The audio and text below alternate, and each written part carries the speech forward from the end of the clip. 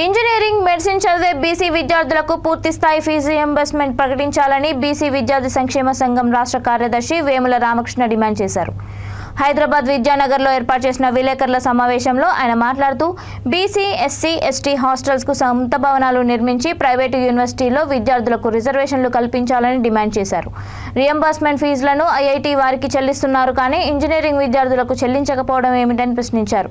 విద్యార్థులకు ఇచ్చిన హామీలను నెరవేర్చని పక్షంలో పెద్ద ఎత్తున ఉద్యమిస్తామని హెచ్చరించారు.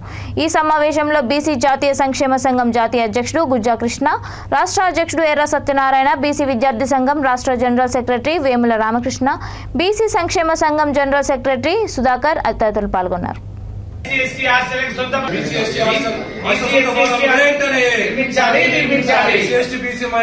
రాష్ట్ర ప్రధాన కార్యదర్శి ఈరోజు మంత్రి గారు స్పందిస్తూ మేము IIIT, IIM లో విద్యార్థులకు పూర్తి ఫీజు చెల్లిస్తామని చెప్పి స్టేట్మెంట్ ఇవ్వడం జరిగింది.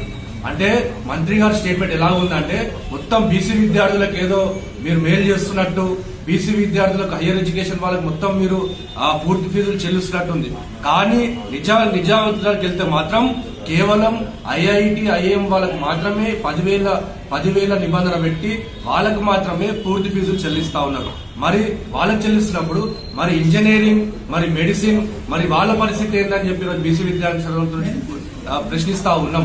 మరి ఈరోజు చూసుకుంటే ఎన్నో పోరాటాల ఫలితంగా ఈరోజు చూసుకుంటే రాష్ట్రంలో గత 3 సంవత్సరాలుగా 5,700 కోట్లు ఫీజుల బకాయిలు పెండింగ్ లో పెట్టుకుని రాష్ట్ర ప్రభుత్వం మరి ఈ రోజు IIIT వాళ్ళందరూ పూర్తి ఫీజులు చెల్లిస్తా ఉంది. ముందుగా ఈ రాష్ట్ర ప్రభుత్వాన్ని ప్రశ్నిస్తా ఉన్నాం. పెండింగ్ లో ఉన్న ఫీజు రియంబర్స్మెంట్ స్కాలర్షిప్ పూర్తి ఫీజులు చెల్లించి దాని తర్వాత ఇది కూడా ఏదైతే ఉందో దానికి ఇంజనీరింగ్ వాళ్ళకు కూడా పూర్తి ఫీజులు చెల్లించాలని చెప్పి రాష్ట్ర ప్రభుత్వాన్ని